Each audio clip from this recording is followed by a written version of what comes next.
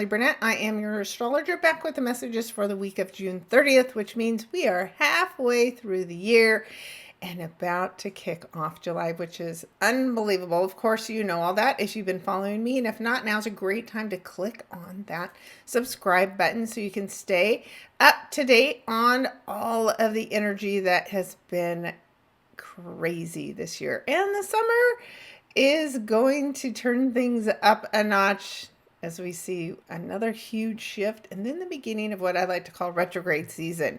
So July specifically is going to be pretty intense with all of the slowing down that we'll go through. So things will start to make us go within so that we can appreciate what's happened so far this year and reconsider some things that maybe haven't been working out so well. So if you want to know about July already, go out to my website, maraleeburnett.com. There you will find my written article with a breakdown day by day for the whole month of July, which you'll notice is less intense as far as day-to-day activities because we're going to be moving past the big squares from this Cancer and Aries energy. So that helps relieve a few things. But like I said, we're going to have 4 planets go retrograde in July. So that, of course, changes things up, changes our point of view up. And, of course, in the July article out there, you can also see the new moon and the full moon articles. Those are already prepared. So is August. I keep working forward to keep you ready, and especially coming into September when we're talking about eclipse season. So make sure you go out there, become a member of my website, and then I'll email those articles to you directly so you don't have to go try to find them out there. And of course, keep tuning in weekly from my YouTube channel for these messages, as well as my daily messages. I pull a tarot card or an oracle card every single day, and I tie in a little astrology with that as well. So I try to keep the content fresh, and would appreciate you joining me and sharing my work with someone that you think could benefit from it as well. Whew. Okay, that's a lot. So let's just jump right in. There'll be a little bit more relaxing video because we don't have so much intensity. We don't have a new moon this week, but we are still in the energy of the new moon. So those first 2 weeks, of course, after the new moon are the time when we're focusing on implementing all of our intentions with, of course, the sign of Cancer. And if you didn't get a chance to see it, go take a look at that video as well. All right, so then we are, as usual, looking at my Astro Gold software, and we're going to break down the energy day by day. And as I mentioned, we're not going to see a lot of intense, bold lines, which is usually what I spend my time talking to you about. We're going to have a lot of movement, mostly with the moon, and we have a few things that we'll discuss. So let's start here. As we do Monday, last day of June, we're really seeing just the completion of the weekend's energy that we, of course, talked about if you were listening to me last week. The sun has moved on past Jupiter. Mars has moved on past Jupiter. So this was all the energy that was part of that new moon. And we're seeing the last of this confrontation between Mercury in the sign of Leo and, of course, Pluto, which is in retrograde now, in the sign of Aquarius. So Mercury's me, what I want, what I say goes, and Pluto is we, the people, what we want. What we say goes. And this is power to the people. So there's still this confrontation. Over the weekend, there may have been a bigger confrontation, but we still may see some of that in our lives on Monday. And of course, as usual, when any kind of difficult angles, whether it's an opposition or a square, you've got to figure out a way to meet in the middle to create balance. So it isn't just what I need. It isn't just what all of you need. It's how do we meet in the middle so that we're both getting our needs met. That's the goal of the opposition, is to try to figure that out. So that is what we are still working on as we kick off the week on Monday. So it's not, again, a lot of intense energy, but it's still a conflict. And anytime we have conflicts, that can feel a bit intense. All right, we're going to move right on into Tuesday. It's July 1st. We say rabbit, rabbit on the 1st of every month to help infuse the goodness and the good luck, right, for the whole month ahead. So remember, when you wake up on July 1st, that should be your first thought to say rabbit, rabbit. And as I mentioned, right, it's a lot of subtle energy, but nothing intense. We have, of course, the moon moving through the sign of Virgo. As it does, it's going to speak in harmony with Venus and Uranus in the sign of Taurus, an energy that the moon really appreciates. So there can be something that feels good for you emotionally. This would be a great day to get outside, connect with the earth, because we have both earth signs here working together, working in harmony. There can be surprises involving these Venus topics, surprises involving our emotions, but good surprises, right? Because this is a trine. It's 120 degrees apart. That's what the triangle symbol means here, is that this is a trine. So there can be opportunities that come your way. And again, you want to make sure that you take advantage of them. So if you want to invite opportunities in, well, work with the earth energy. Get outside, work in the dirt. Connect with the Venus energy, connect with the moon. Wear something like a moonstone if you want to connect with the moon, for instance. And that's the biggest thing that we see going on Tuesday. Again, more of the surprises could come because of that moon speaking at an inconjunct angle to Chiron, right? So surprising information that allows you to heal something about yourself, because Chiron in Aries is our personal wounds that we are dealing with. And that is Tuesday. So off we go. Here on Wednesday, July 2nd. So again, nothing major going on here, but we are seeing the moon square the sun. So the first quarter, right, after the new moon, this is your chance to make a change, right? So you set your intentions, you know what you want to do differently. And if you haven't made the change yet, well, then this square is a good time to make changes. So here's, because we don't have a lot to talk about, I'm going to talk about myself a little bit as an example. So July 2nd, this is my solar return chart, even though my birthday is technically tomorrow, the 3rd. When you have your solar return chart, whatever energy is present at the moment that the sun comes back to where it was when you were born, that's your solar return. So it doesn't necessarily fall on your birthday. Sometimes it's before, sometimes it's the same day, and sometimes it's even after. So when I'm working with people and they're like, that's not my birthday, I'm like, it is according to the sun, because the sun returns and now it's your birthday, right? So when you have your solar return chart and the energy that's present that day, that's some of the themes that you will experience for the entire year. So if you haven't ever had a solar return chart reading, you should get one, and then you'll get to see all the changes. So things that will change depends on your exact, of course, time that the sun's returning. What changes for you is the perspective of the rising sign can be different. Of course, the placement of the moon is likely different. The sun, of course, is where the sun is. And then the houses that they sit in are emphasized in the year ahead as well. So it is always really important to take a look at what's going on with this extra layer of energy that will show up for you in the year ahead. It's not like your natal chart doesn't exist.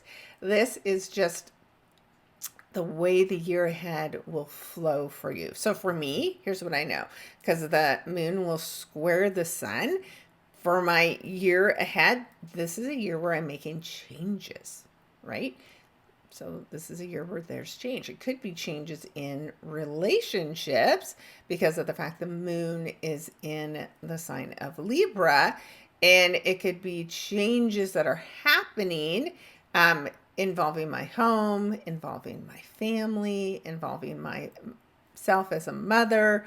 I have some ideas about that. So those are the things that you can work with and, be prepared. And then, of course, we have this triangle of supportive energy that, again, just like all of you will have this the whole year.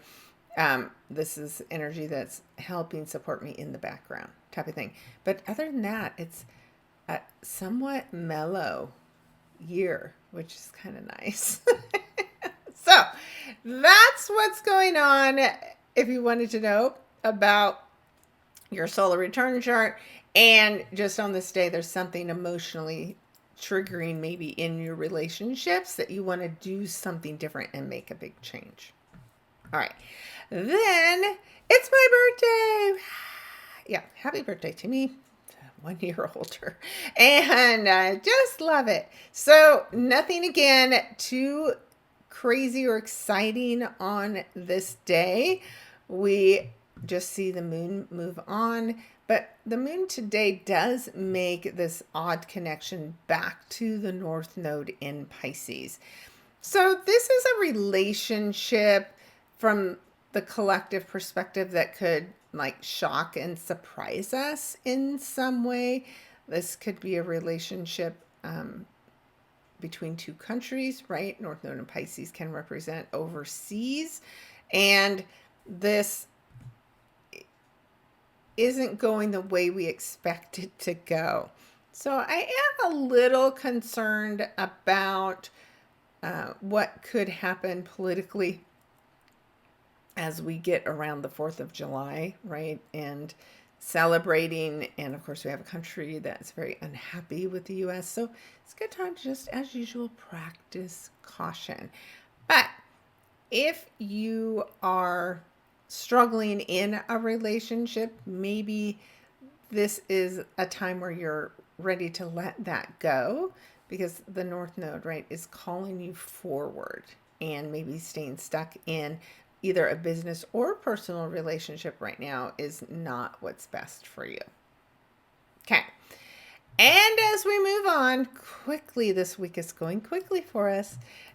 We get to the 4th of July. So happy 4th of July, and enjoy your time with family and celebrations. There can be conflict though, and this is what I was kind of alluding to from yesterday's forecast. So now we see the moon goes into Scorpio, which is things that are hidden, and it squares with Pluto, which is power struggles. And this is where I'm a little concerned about big events, and could there be the potential for people trying to sabotage those events? So just stay aware of your surroundings and be careful, right? Because this is energy that literally, this is somebody, Scorpio, right? Sneaking in and attacking a crowd. Literally, that is what this energy is. So we just have to be careful around the 4th of July and in your own life as well, right? This is just hidden things that could surprise you. You could have a conflict with a friend group suddenly and feel attacked, right? It doesn't have to be an actual physical attack. It can be an emotional one. It could be attacks online because of the fact that we have Pluto in Aquarius. So just be careful on the 4th of July. Don't take any extraordinary risks. Trust your intuition, because that moon does speak in harmony with Jupiter today, and Jupiter expands on what it touches. So that's helpful. We also now see on the 4th of July that Venus has moved into the sign of Gemini. So she moved through real quickly and talked with Uranus in the night, right? So again, there's some kind of secret, shocking information about money, about relationships that can be happening in, the wee hours of the 3rd and into the 4th. So just know once Venus leaves her home sign, she's a little sad, right? So she's going a little back and forth when she's in Gemini. And love and money can be changing a lot for the next 3 weeks as we experience Venus checking things out, right? Now, it can also help for words to be more loving, right? Your voice can come across as more loving at this time. And then conflicts can be, again, about love and money. So we're going to see some new activity as far as we get with Venus in the sign of Gemini. We're going to have some lessons, right? So Gemini is the energy of the teacher and being taught. And it's about communication and transportation. And maybe some people will want to get a new car, but just do it soon because Mercury's going to get into the pre-shadow of its retrograde and you don't want to get caught in that. All right. So other than that, just some drama going on here. And in the background, we have this, again, our supporting players. So let's move on to Saturday. So that little triangle of support from all of our outer planets gets a new player today. Now, Uranus has got its influence. It's getting very late. It's bringing up the intensity here as it sits at 29 degrees. But now Venus moves fully into the sign of Gemini, and at 1 degree, she is speaking in harmony with Saturn and Neptune in Aries, and in harmony as a fellow air sign with Pluto in Aquarius. So this could maybe be a woman who is, stepping up, and her position of authority is becoming even stronger. The words that she has to say, the information that she has to share is powerful. Venus is empowered. Women are empowered by these groups of people, by the internet, by being smart, right? This structure, having faith, right? All of these things are really important to us. And now Neptune has just gone retrograde as well. So officially we'll have moved on the 4th, but it's a little bit later in the day. And so that's why I'm just showing it to you on the 5th. So this is an outer planet, right? And as it goes retrograde, this work that's internal, normally when Neptune is moving forward, now it's time to start working with that energy, to start reviewing our dreams, right? So Saturn gives us structure to our dreams. Neptune in retrograde has us now going through this period of reviewing all our dreams. Are they attainable? Are we still pursuing something that's realistic? Have we been wearing rose-colored glasses? Because when Neptune changes direction, then there's an awakening coming. And remember, Neptune and Saturn both are going to review their time here in Aries, and then they're going to go back into Pisces, and that's where the big endings happen.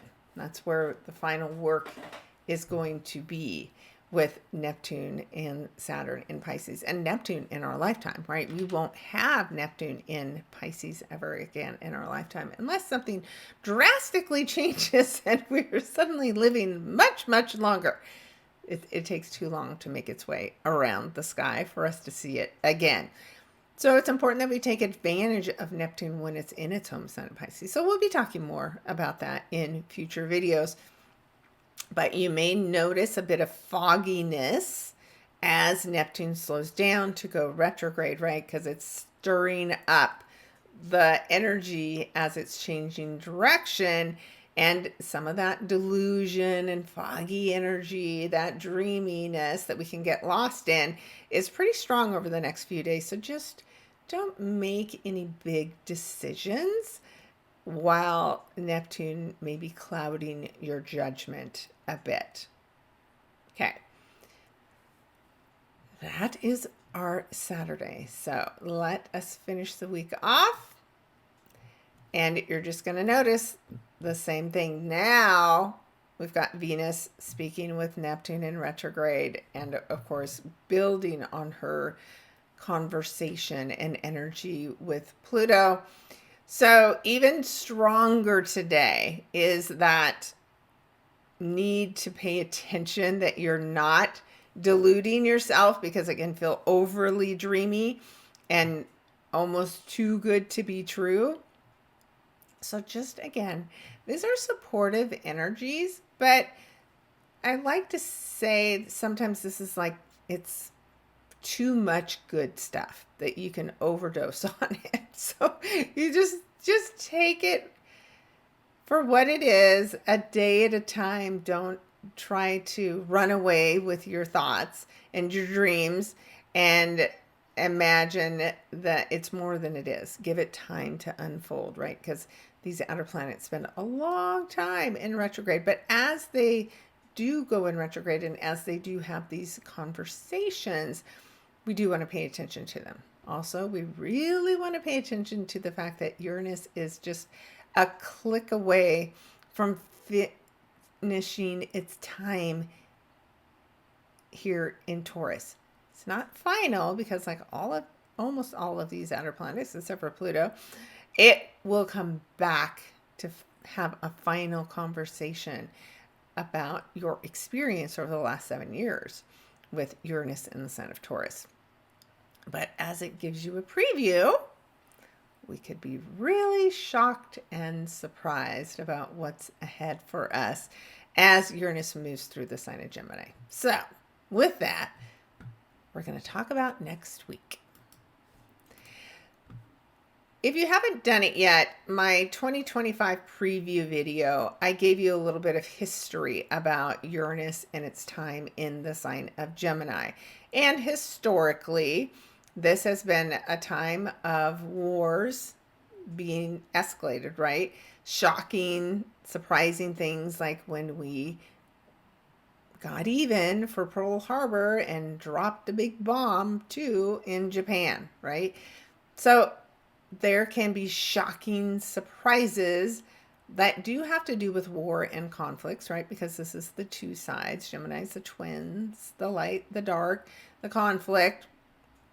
So we need to be prepared for that. We may already have seen it in the previous week, and then now it's escalated. So whatever Uranus did to finish up its time in Taurus, this can be the response to that as well. So yes, wars can continue to escalate. It is a time where even the way we fought wars changed. Things were invented, right? We're already started to see that, right? With what happened with Iran and these new bombs that we have, right? It's also why we're starting to see AI pick up quite a bit and people wanting to invest in AI, because Uranus in Gemini is AI. It's about innovation, and innovation in how we communicate, innovation in how we get around transportation, right? You're seeing the robo-taxis. We're seeing hydrogen-fueled trains. We'll continue to see more innovations when it comes to transportation. There can be innovation when it comes to learning and teaching. Is there a reason we have to be maybe more innovative like we were in COVID, being the way that we are able to learn? That's definitely a possibility as well. So we're just cracking open the door to the mysteries of Uranus in Gemini, which we haven't seen for 84 years approximately. And so not very many of us have been through what this is, but those that were here for the world wars, you already have seen what Uranus in Gemini can be about. So let's hope that history is our teacher and we don't just have to repeat history and keep repeating the lessons. And as I mentioned, once Uranus moves in here, it is again directly speaking with Neptune and Saturn, and it's speaking with Pluto. And these are the energies that change society. So no matter how crazy and chaotic things feel, there are energies, there are entities working behind the scenes, right, to help us transform as a society. And sometimes we have to see all the ugly that there is so that we can cleanse it, right? So that we can move on from it. So we'll talk a lot more next week, because next week's, again, a pretty quiet week. So I'm going to break down some more history about what we saw with Uranus and Gemini, what were, the years, what was going on in the world. Of course, the energy is not exactly the same, so we do not have to repeat it, like I said, exactly as we did in the past. But when we know we have things going on in the sky that have created war and conflict in the past, we can't pretend that that doesn't exist or it isn't a possibility. It's better to be aware of it than pretend, right? So we'll, again, break all that down a little bit more, and we'll look at the house that you have Uranus going through next week, just to give you an idea of where you're feeling this shift. And remember, this is also the energy of breaking free, right? It's a lightning bolt. You can't contain the lightning bolt. It's also, I call it the nutty professor energy. So it's time for you to really be your unique self, especially wherever this is in your chart. You have to allow yourself the freedom to express yourself in the way that feels genuine to you. This isn't about making other people happy. This is about you choosing yourself, breaking free from anything that holds you back, and celebrating your unique gifts. So it doesn't all have to be bad, right? There's just some things that we have to break free from. And maybe conflict and wars are one of them. So, all right, no breakdown by sign this week, because we're really not seeing anything new that is impactful yet. But we will, like I said, talk about it next week as we look at this shift with Uranus for the first time in Gemini and how that is potentially impacting each of the signs. So again, tune in next week. Make sure you click on that subscribe button. If you want to know earlier, join me, book a session, and we can take a look at what house you have Uranus and Gemini in, and how is that going to change. A lot of people have this, for instance, in their second house and the money they make. So how you make money is about to go through a big change. If you're stuck in a job that brings you no joy, well, when Uranus moves in there, it's going to say, oh, it's time to make some changes. So that's true of whatever house you have this in, and it'll be a pretty dramatic difference. It's a lightning bolt. It can be just a big aha moment, right? Because this is Mercury ruled sign. It rules the mind. So mind-blowing could be the theme for Monday, July 7th, which of course is the anniversary of the Pearl Harbor attack. You just can't make this stuff up. All right, guys. We'll tune in and see how everything unfolds. Let me know in your comments what's shaking up for you. And I always respond. And any of my channels, feel free to leave a comment. All right, guys. Have an amazing week ahead, and we'll come back and talk again next week. Take care, everybody.